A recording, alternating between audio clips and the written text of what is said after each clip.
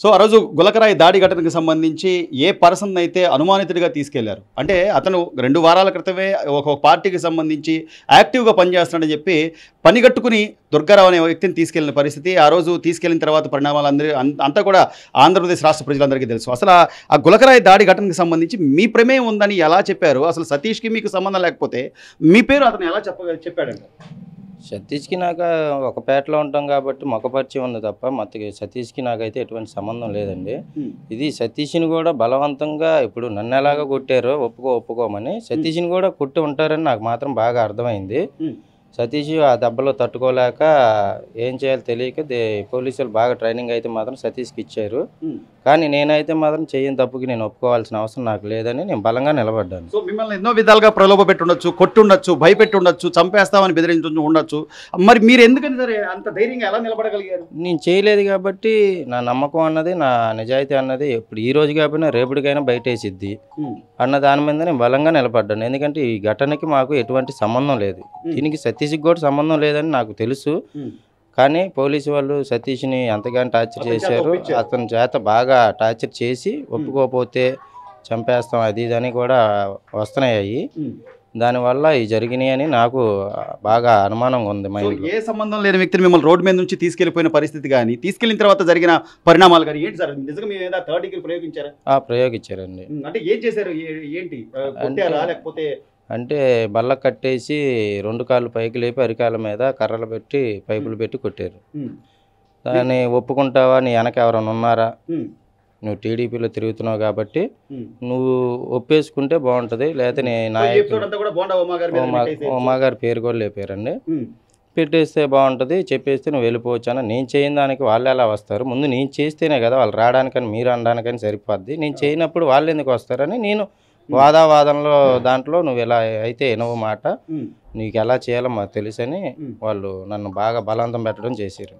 So అంత దాడి అంటే యాక్చువల్గా కేవలం నీ మీద వచ్చింది ఆరోపణ మాత్రమే, నువ్వు చేసావా లేదా అనడానికి ఆధారాలు లేవు. ఆధారాలు లేకపోయినా మీ మీద అంత హింస చేయాల్సిన అవసరం ఉందంటారా? దీనికి సంబంధించి మీరు న్యాయ పోరాటం ఏమైనా చేశారా లేకపోతే ఎందుకు అనుకుని వదిలేశారా?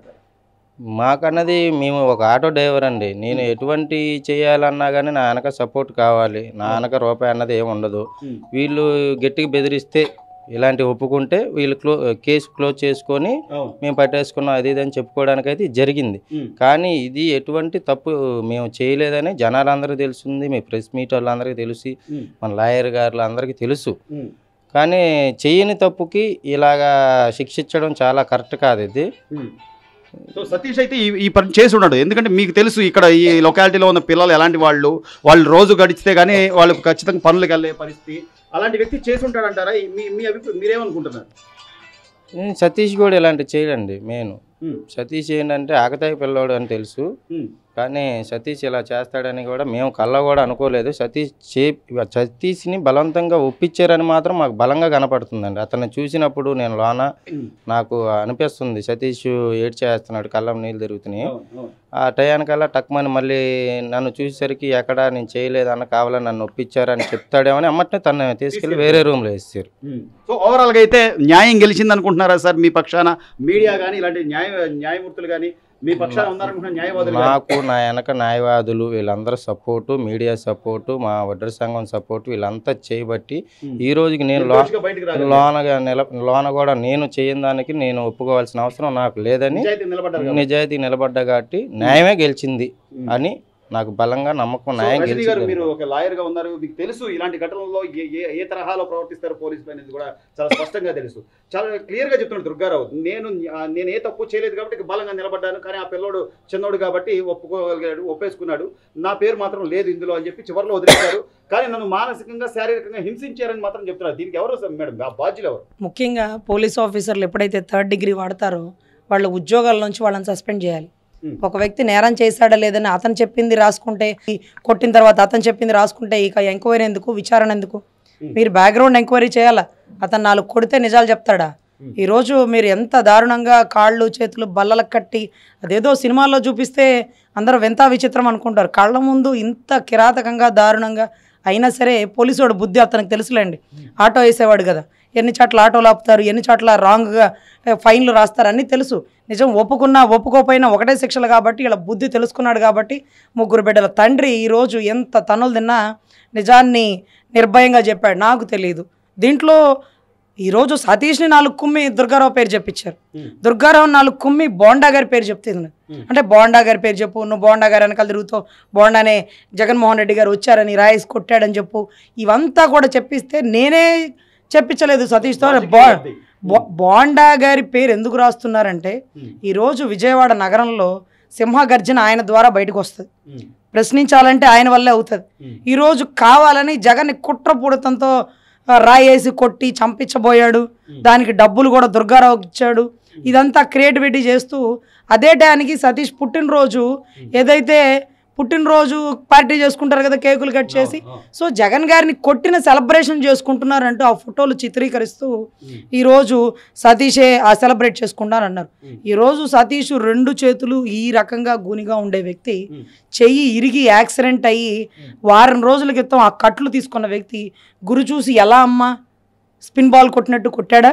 ఈరోజు అతనేమన్నా క్రికెట్ ప్లేయరా, లేకపోతే ఇదే నేర్చుకుంటున్నాడా, గతంలో ఏమైనా విలువిద్యకారుడా? మట్టి బిసుక్కునే వాళ్ళ మీద మర్డర్ కేసులు ఇతికిస్తూ ఈరోజు దుర్గారావుని నేరస్తుడిగా చిత్రీకరిస్తే ఆ తల్లి 3 బిడ్డలను పెట్టుకుని ఇక్కడే చచ్చిపోతానంది. దుర్గారావు తల్లి నాకు చిన్న కొడుకు అమ్మ, వాళ్ళు లేకపోతే నా జీవితం వ్యర్థం, నేను కూడా చచ్చిపోతానంది. సో ఇంతమంది చావుల్ని ఆ దుర్గమ్మే కాపాడిందని కోరుకుంటున్నామండి. ఈరోజు దుర్గారావు బయటికి రావడమే కాదండి, సతీష్ని కూడా బయటకు తీసుకొస్తాను. సతీష్కి ఏమాత్రం సంబంధం లేదు, నన్ను ఎలా కొట్టారో అంతకంటే కిరాతకంగా అతన్ని కొట్టుంటారు, రివాల్వర్ పెట్టి కాల్చి చంపేస్తానన్నారట. 100 అడుగుల రోడ్లో తెల్లవారుజామున 5 వరకు తిప్పి రివాల్వర్ పెట్టి కాల్చి చంపేస్తాం. మళ్ళీ అదేది సజ్జనర్ ఎన్కౌంటర్ తర్వాత కూడా రివాల్వర్ వాడి ఎన్కౌంటర్ చేసే దమ్ము విజయవాడ పోలీసులకు ఎలా వచ్చిందో మాకు అర్థం కావట్లేదండి. దయచేసి ఈ రకమైన 3rd డిగ్రీ చేసిన పోలీసులను సస్పెండ్ చేయాలి. రివాల్వర్ వాడి షూట్ చేస్తానని బెదిరించిన వ్యక్తులు ఎవరైతే ఉన్నారో వాళ్ళని చట్టపరమైన చర్యలు తీసుకోవాలి. లేకపోతే 3rd డిగ్రీలు ఇదే ఇక తన్నితే నేరాలు ఒప్పుకోరా అండి, కొట్టి కుమ్మితే నేనే కొట్టానండి గురి చూసి రాయి పెట్టాను ఒప్పుకోరా? సో ఖచ్చితంగా ఈ ఏదైతే దుర్గారావు ఎంత దెబ్బలు తిన్నా నిజానికి నిలబడున్నాడో, ఆ కుటుంబాన్ని సేవ్ చేశాడో, సతీష్ కుటుంబాన్ని కూడా సేవ్ చేయాలండి. అన్యాయంగా నా పేరు చెప్పించారు. సతీష్ ఫోన్లో నా నెంబర్ లేదు, నా దగ్గర సతీష్ నెంబర్ లేదు. ముఖపరిచయం ఈ బజార్లో పోయి వస్తా చూస్తాం, మేమందరం మట్టి పని చేసుకునేవాళ్ళం. ఆ సతీష్ అన్నోడు అసలు మట్టి పనే చేయడట, వాళ్ళ నాన్నగారితో పాటు పోతాడట. అతని ఆరోగ్యం సహకరించదట. ఆరోగ్యం సహకరించిన వాడు రాయితో గురి చూసి ఎలా కొట్టాడో, ఏ సంబంధం లేని నా పేరు ఎలా చెప్పాడో, ఎన్ని తంతే చెప్పించారో, సో ఇవన్నీ కూడా వెలుగులోకి రావాల్సిన విషయాలండి. చివరిగా దుర్గారావు గారు, అంటే ఇక మళ్ళీ ఇంకోసారి పార్టీ అంటున్నా లేకపోతే పార్టీ పేరెత్తినా ఏమైనా భయపెట్టారా, లేకపోతే మీకు ఉన్న ధైర్యానికి మీకు ఉన్న స్వేచ్ఛకి మళ్ళీ పార్టీ కార్యక్రమాల్లో పాల్గొనే పరిస్థితి ఉందా, లేకపోతే ఎందుకు వచ్చింది కూడా బాబు మాకు ఏందని చెప్పి ఊరుకునే పరిస్థితేనా? అంటే ఇంత భయపెట్టారు కాబట్టి మీరేమనుకుంటున్నారు? ప్రజలకు ఏం చెప్తారు అసలు? ప్రజలందరికీ తెలుస్తుందండి, ఆల్రెడీ ఎవరిని బ్లైండ్ చేస్తున్నారు అన్నది అర్థమవుతుంది ప్రజలందరికీ. పార్టీకి అన్నదైతే పార్టీ నుంచి నేను ప్రస్తుతానికైతే ఈ కేసులో ఏ తప్పు చేయలేదు కాబట్టి నిర్దోషిగా బయటకు వచ్చాను. ప్లస్ ఏంటంటే 4 రోజులు నేను కూడా నా ఫ్యామిలీ గురించి ఆలోచించి నేను వాళ్ళ దృష్టిలో కూడా నేను మైండ్లో పెట్టుకొని 4 రోజులు సైలెంట్గా ఉందామని. ఎందుకంటే నేను ఏం చేయకపోయినా ఇప్పుడు పార్టీలో తిరిగానంటే అంటే వీళ్ళతో కావాలని చేపించి వీళ్ళతో ఇలా చేపించి మళ్ళీ పార్టీలో తిరుగుతున్నాడు అని చాలామంది అనుకుంటారు. నేను ముందు నా ఫ్యామిలీకి కొద్దిగా ధైర్యం చెప్పుకొని తర్వాత ఏందన్నది నేను డిసైడ్ చేసుకుంటాను. నాదన్నది నేను నిజాయితీ ఈ రోజు కాకపోయినా రేపటికైనా బయటపడిద్దాను, కాకపోతే ఒక రోజు అటు ఇటు అయ్యిద్ది. నేను ఆ నిజాయితీగా ఉన్నా కాబట్టి ఈరోజు మీ ముందు నించొని మాట్లాడగలుగుతున్నాను. కానీ దుర్గారావు పేరు ఆల్రెడీ సతీష్ చెప్పేశాడు కాబట్టి జడ్జి గారి ముందు కన్ఫెషన్ స్టేట్మెంట్ ఇచ్చేశాడు. అంటే పోలీసులు కుమ్మితే నిజం చెప్పడం వేరు, జడ్జి గారి ముందు నిజం చెప్పడం వేరు. సో ఎనీ టైం వారెంట్ వాళ్ళకు ఉంది చేతులు. అంటే ఈ వీడియో చూసిన తర్వాత పోలీసులు ఏరా నేను 3rd డిగ్రీ కొట్టానా, ఎవరా మమ్మల్ని కొట్టించావా అని మళ్ళీ పోలీసులు వచ్చి దుర్గారావుని బయటికి తీసుకెళ్లే అవకాశాలు ఉన్నాయి.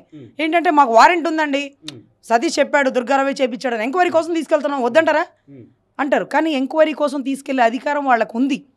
ఆ రకంగా తీసుకెళ్ళడానికి మేము ఎప్పుడు కోఆపరేట్ చేస్తామంటూ తల్లి చెల్లితో వైట్ పేపర్ మీద సంతకాలు పెట్టించేశారు. అంటే నిజం చెప్పడమే దారుణమే మేడం, నిజం చెప్పడమే పాపం అంటారు. మరి ఇదేంటి ఇప్పుడు కొట్టి కుమ్మితే మాకేం తెలియదని ఒప్పుకోవాలి, కానీ కొట్టారు కుమ్మారు అని ఇంత ధైర్యంగా చెప్తే రేపు పోలీసు వాళ్ళు ఇంటికి వచ్చి తీసుకెళ్లే అవకాశాలు ఉంటాయి. సో మీలాంటి న్యాయవాదులు కానీ లేకపోతే మాలాంటి విలేకరులు కానీ ఖచ్చితంగా అండగా ఉండరంటారు వీళ్ళ కుటుంబానికి. అండగా ఉండాల్సింది గౌరవ న్యాయమూర్తి గారండి. అవును. ఈరోజు మిలాడ్ అంటే దేవతతో సమానం. ఈరోజు జడ్జిమెంట్లో ఉరి తీసే శక్తి ఆ దేవుడికి తర్వాత మా జడ్జి గారికే ఉందని భావిస్తున్నామండి. ఈరోజు న్యాయవాదులు ఏం చేయగలుగుతాం, కానీ న్యాయమూర్తి తెలుసుకోవాలి ఈ నిజాన్ని.